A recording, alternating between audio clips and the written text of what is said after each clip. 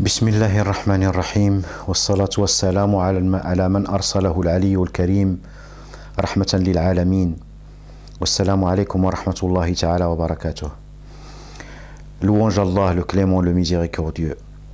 Nous attestons qu'il n'y a point de divinité qu'Allah, seul, éternel, absolu.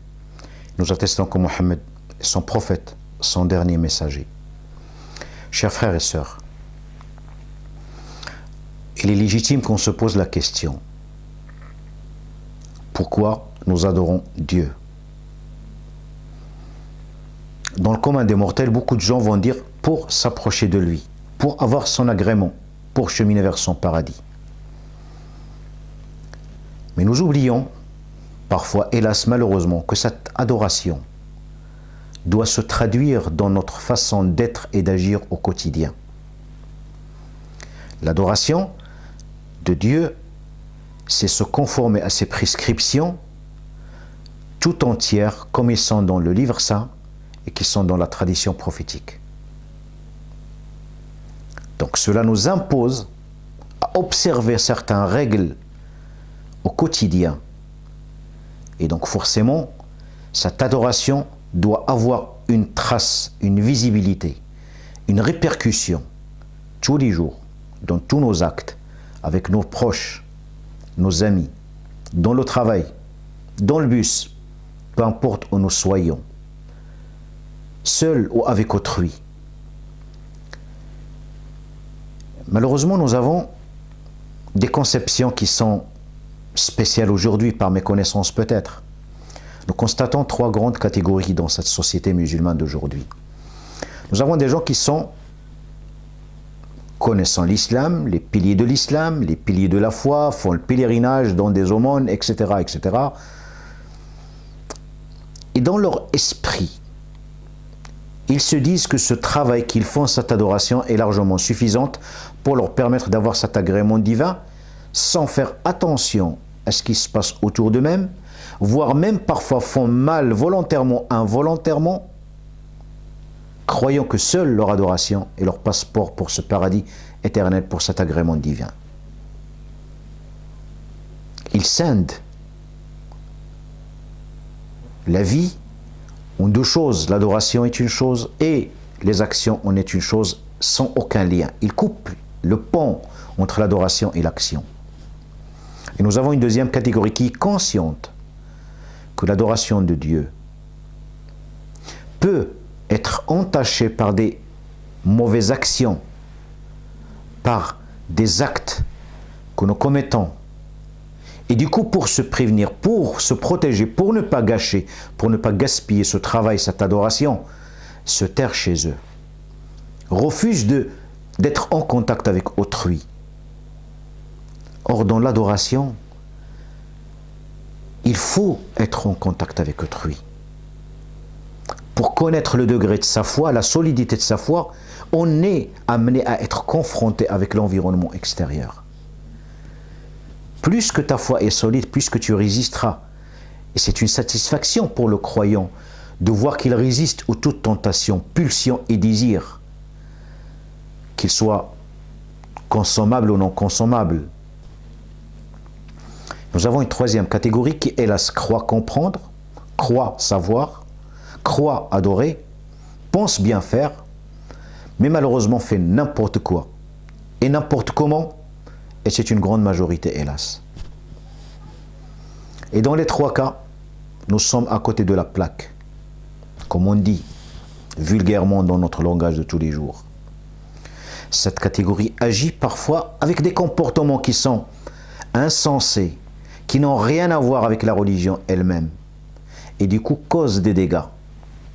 Même s'il y a une petite minorité qui agit convenablement, cette minorité reste invisible. C'est malheureusement, c'est toujours la majorité qui s'exprime par ses actes. Et c'est la majorité qui laisse apparaître certains comportements qui sont absurdes. C'est la majorité qu'on observe, qu'on remarque. C'est elle la plus visible. L'adoration de Dieu nous impose, comme j'ai dit, de suivre les instructions divines, les recommandations divines, de vivre avec autrui, d'interréagir avec autrui, d'être utile à la société, être utile aux autres, être utile aux autres. L'adoration de Dieu doit être visible à travers cette utilité vis-à-vis d'autrui. Et c'est là où notre prophète sallallahu alayhi wa sallam, paix et bénédiction sur lui, dit, dans un hadith qui est raconté par Ibn Omar, comme il dit un peu ces paroles au ralenti, les gens les plus aimés de Dieu sont les plus utiles. Il dit les gens les plus utiles derrière, il n'y a pas musulmans, croyants, animal, végétal, les plus utiles de façon globale. Et il poursuit, et les œuvres les plus aimées à Dieu, exalté soit-il, une joie que tu suscites, une joie chez ton frère,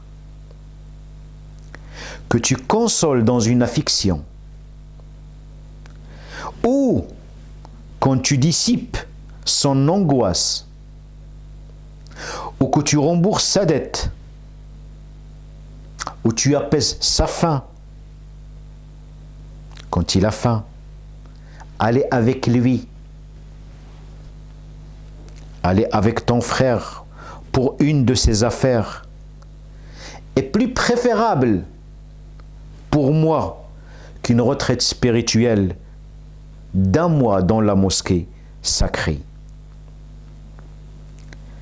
Le prophète nous dit que ces petites actions sont plus préférables pour lui qu'une retraite spirituelle pendant un mois. La retraite spirituelle est une adoration envers Dieu directement. Mais ces actions plus importantes qu'une retraite spirituelle. Qu'est-ce qu'on peut comprendre de cela? Si ce n'est que l'obligation de se mêler aux autres et d'être utile aux autres. Être un vecteur de joie, un facilitateur, un réformateur, quelqu'un qui aide, quelqu'un qui est au secours d'autrui, quelqu'un qui est au contact de l'autre, rien que pour être à son service. Parce que c'est une façon de t'approcher de ton Dieu, parce que c'est comme ça.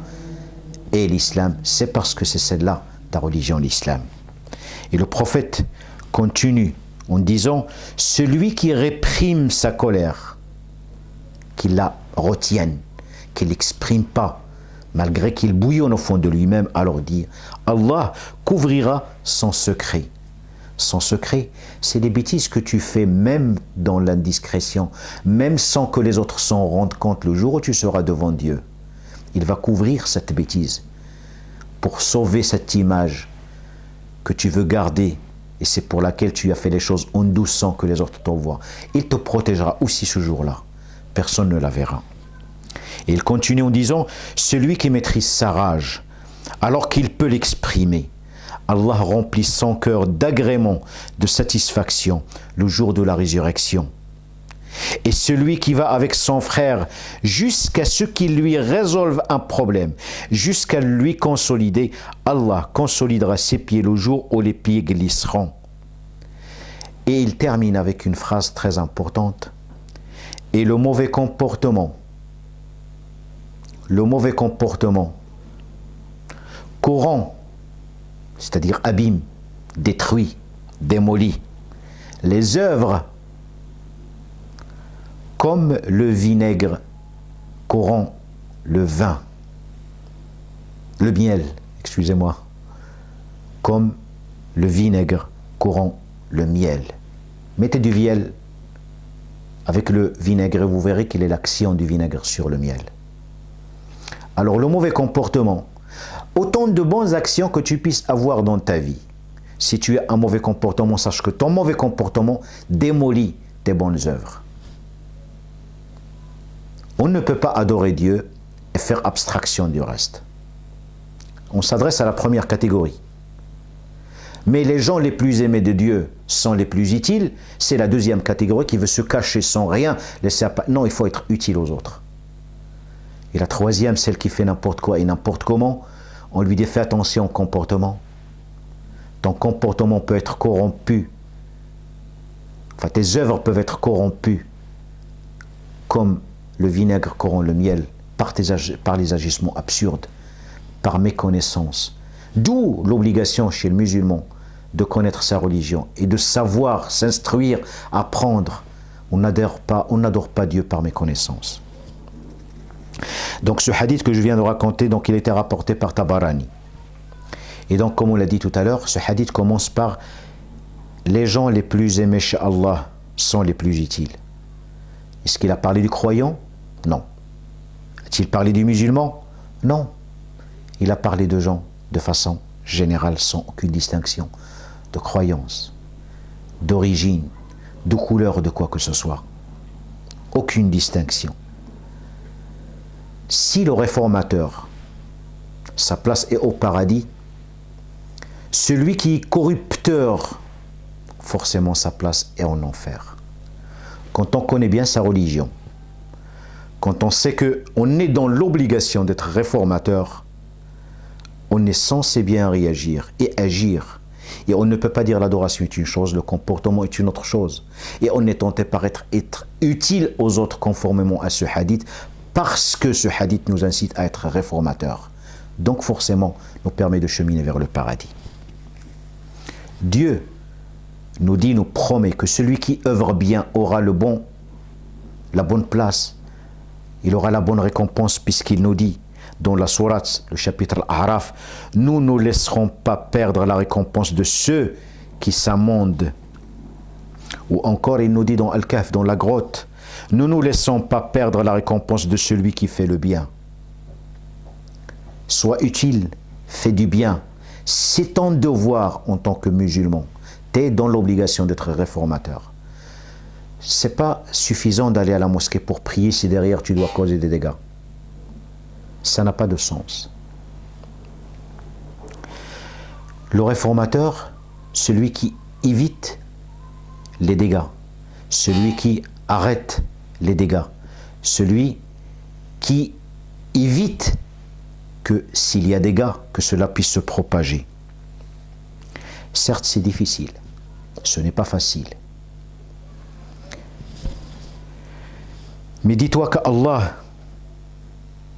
si l'autre ne veut pas faire, si l'autre ne veut pas être réformateur, si l'autre ne veut pas œuvrer, si tu te sens toujours sollicité, que tu es obligé toujours de faire et de refaire et de faire et de refaire et de refaire, sache tout simplement que Dieu t'a donné une chance pour que tu puisses avoir un maximum d'œuvres que d'autres ont laissées, pour un maximum de récompenses, pour une meilleure place au paradis. Nous avons cette tendance à entendre des gens, mais c'est moi toujours qui donne, qui fait, c'est moi, pourquoi moi, pourquoi, je suis fatigué. Mais oui,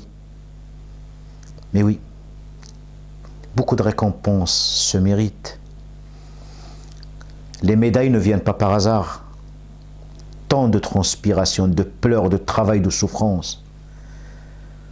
L'agrément divin aussi parfois nécessite certains sacrifices, beaucoup de travail.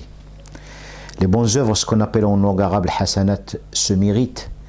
Mais sache que si d'autres ne veulent pas les faire, ils te laissent à toi la possibilité de faire une grande moisson. Mais ne te mets pas en colère.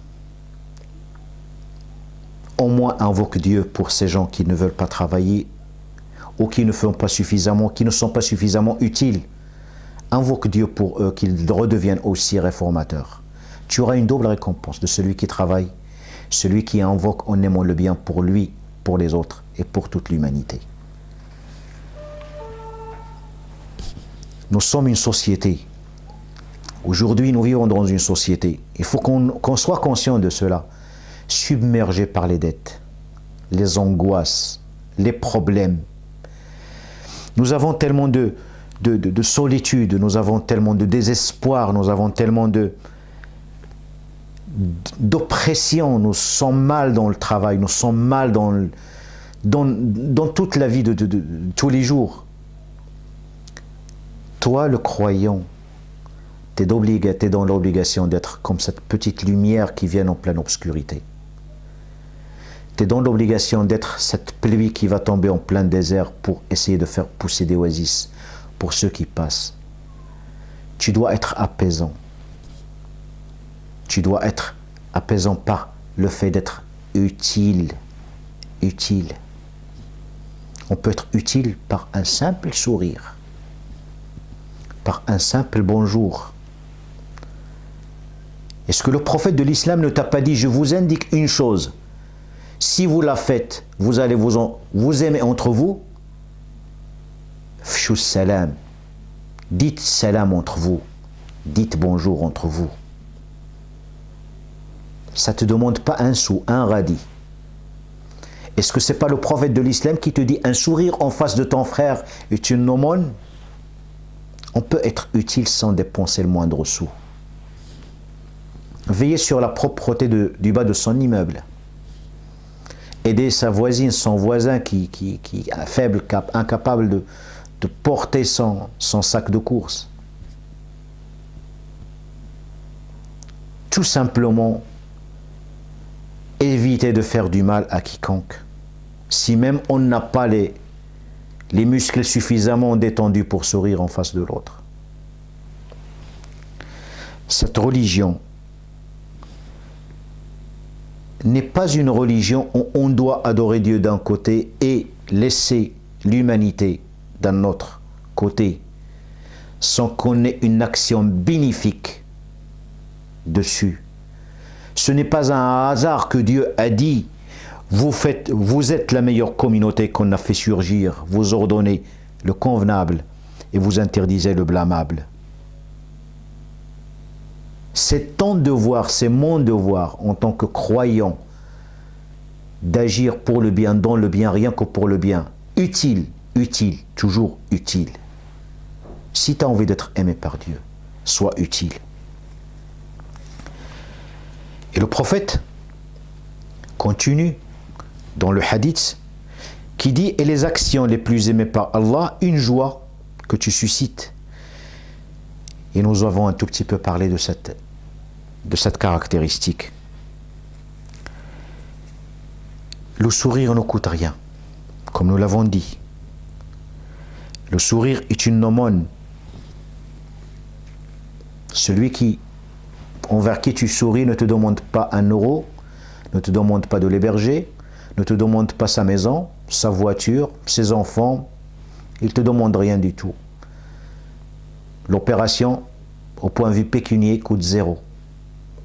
Mais psychiquement, moralement, il a un effet extraordinaire qui te fera aimer par les autres et te fera aimer les autres. Et tant que tu essaies d'être utile, si ce n'est que par ton sourire, tu verras que c'est quelque chose d'extraordinaire qui te donnera l'envie demain de le faire et de le refaire et de le refaire. Dieu dans le Saint-Coran, quand il nous parle d'action, il nous dit dans un verset coranique « Et lorsque nous avons pris l'engagement des enfants d'Israël de m'adorer, enfin de n'adorer qu'Allah, donc ce qu'on demande, adorer Allah, de faire du bien envers père et mère, l'obligation de subvenir aux besoins de ses parents. Donc adoration de Dieu, aimer ses parents, son père et mère, être bien envers eux, puis ensuite les proches parents, on élargit un peu le cercle, puis dit les orphelins, puis ensuite elle élargit encore un peu plus le cercle, les nécessiteux. On part d'un noyau, les parents, les proches parents, les orphelins, les nécessiteux, on élargit. Plus qu'on a les moyens, plus que les moyens que nous avons doivent couvrir et venir à l'aide à ceux qui sont même lointains. Mais si nous n'avons pas d'argent, nous n'avons pas de biens, alors Dieu termine ce verset coranique, dit d'avoir des bonnes paroles. Tu n'es pas capable de donner de l'argent, les bonnes paroles. Tu ne peux pas être utile avec ton argent ou ta force physique, tes bonnes paroles. Ton sourire. Ton sourire. Et c'est le devoir de chacun. C'est le devoir de chacun, et là ce que nous avons oublié. La bonne parole est un remède. Combien de gens vont chez les psys, payent des fortunes, rien que pour les écoutes, et pour qu'on leur dise quelque chose. Fais-le. Fais-le, tu verras que tu apporteras un grand bien autour de toi. La bonne parole est un remède. Et puis le prophète aussi aborde la question de dette, de rembourser la dette d'autrui, si on a les moyens bien évidemment. Et ça c'est un point qui est très important. Les gens disent qu'ils aiment Dieu, qu'ils aiment adorer Dieu. Mais il faut constater que dès qu'on parle de dépenser l'argent, alors là, il n'y a plus personne. Il n'y a plus personne. La sacralité du musulman est plus importante que celle de la Kaaba. L'argent ne vaut rien devant le musulman. La Kaaba est moins sacrée que la sacralité du musulman lui-même. Mais alors quand ton frère est dans le besoin, parfois il n'a même pas besoin que tu lui donnes. Juste un simple prêt. Un simple prêt. Un simple prêt parfois peut faire sortir de tellement de problèmes. Mais nous trouvons des gens qui justifient le refus de prêt parce que on ne trouve pas des témoins, parce que le notaire ça coûte cher, parce que je ne fais pas confiance, parce qu'on m'a raconté, parce que je n'ai pas l'assurance d'eux, comme je n'ai pas... Et donc nous avons détérioré un relationnel et une confiance entre nous parce que nous avons tellement baigné dans une société de consommation qui n'a plus d'éthique ni plus de règles. Nous avons oublié les commandements divins et la peur qui nous lie à Dieu au point que plus personne n'est au service de personne. Et on dit qu'on a envie d'être utile. Nous avons des comportements qui sont devenus absurdes parce que tout simplement, nous avons oublié le fin du fin, les commandements divins, la peur de Dieu. Nous avons oublié la sacralité de l'autre. Nous avons oublié que nous pouvons un jour être cet autre qui est dans le besoin et du coup, nous avons un déchirement dans notre société. On ne peut pas être utile aux autres si on ne peut pas être utile à soi-même. Et quand on pense bien à soi-même et quand on aime soi-même, on doit aimer les autres. Parce qu'en protégeant les autres, on protège la société. En protégeant la société, je me protège parce que je fais partie de cette société. Il faut faire confiance. Il faut revenir vers Dieu. Il faut revenir vers les commandements divins. Il faut sceller ce pacte avec Dieu. Et ce pacte se scelle avec l'adoration. Une vraie adoration doit contenir cette envie d'être utile, pas pour plaire à l'autre. Non, c'est un pacte entre toi et ton Créateur. Tu as envie d'être aimé? Sois utile. Peut-être que l'autre ne te rendra pas l'argent, peut-être. Qui sait? Mais fais ton devoir. Les gens ne sont pas tous mauvais. Ça peut arriver que quelques-uns dérapent. Mais on est dans l'obligation de penser à être réformateur. Donc, le hadith continue, il nous parle de comportement. C'est-à-dire tu peux faire toutes ces actions, ces adorations, ces bonnes actions, etc. Mais le prophète nous met en garde contre une chose.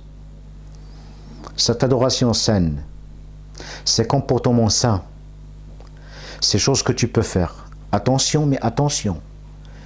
Si tu devais avoir un mauvais comportement, sache que ta récompense, que ce que tu peux en tirer pourrait être entaché, comme tu peux corrompre le miel par le vinaigre.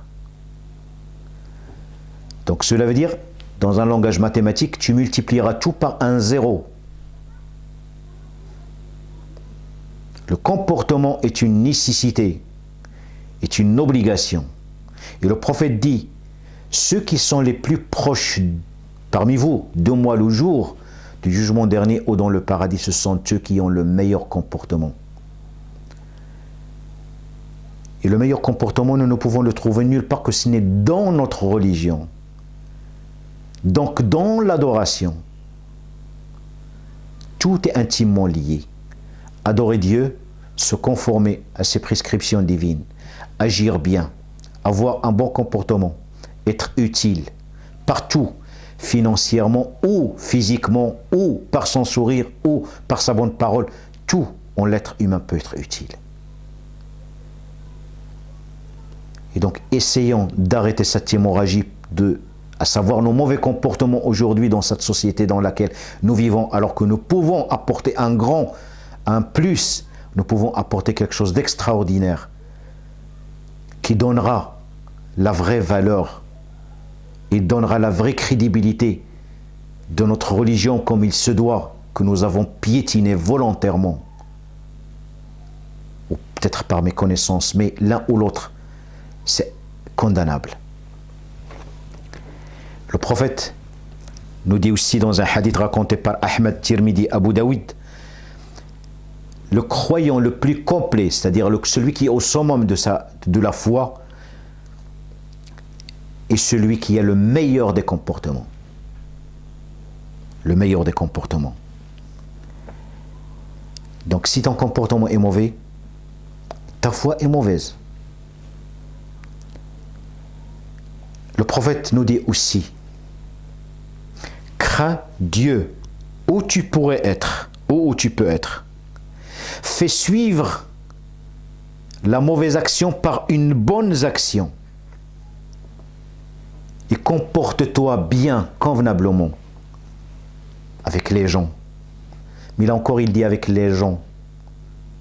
Il ne dit pas avec ton frère musulman, croyant, voisin, ton frère, ton père, ta mère. Les gens, nous sommes une communauté. Notre dynamo, notre force, c'est faire du bien, être utile. Pas parce que nous attendons que l'autre nous remercie, c'est parce que nous avons envie d'être les plus aimés chez Allah, par Allah. C'est un pacte que nous devons sceller avec lui et nous ne devons ne le faire que pour lui, pas pour autrui. Ça nous donnera la force et le courage de ne pas nous enlacer et de poursuivre notre marche. أقول قولي هذا واستغفر الله لي ولكم.